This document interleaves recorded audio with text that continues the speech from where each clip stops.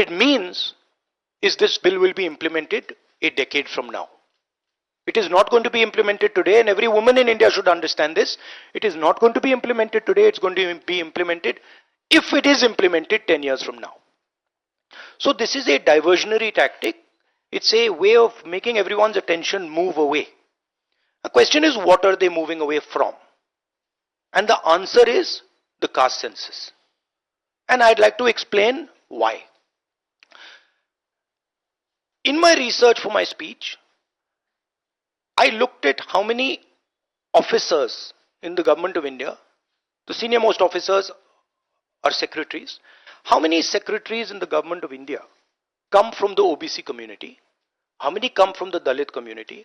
How many come from the tribal community? And I was shocked to find that 5% of the secretaries of the government of India, 3 officers in the government of India secretary level are OBC first. And then I asked another question, what budget do they control? And they control 5% of the budget. OBCs, Dalits, tribals, all put together control 6% of the budget. Tribals control 0.1 something of the budget. So this is a shocking finding. And I said this in Parliament. My point being that are the OBCs 5% of India?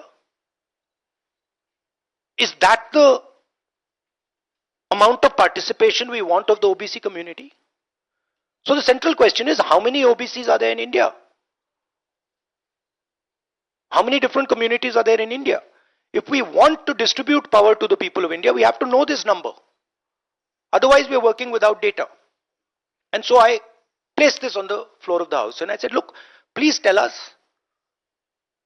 how many OBCs. We have the data, I know, because the government of India has already done the census and all this data is available.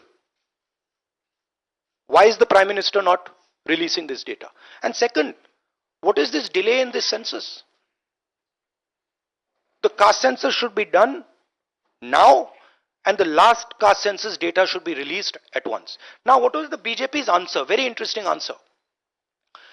That it doesn't matter how many OBCs are in the government of India. What matters is that we have MPs and MLAs who are OBC. No, that's not the point.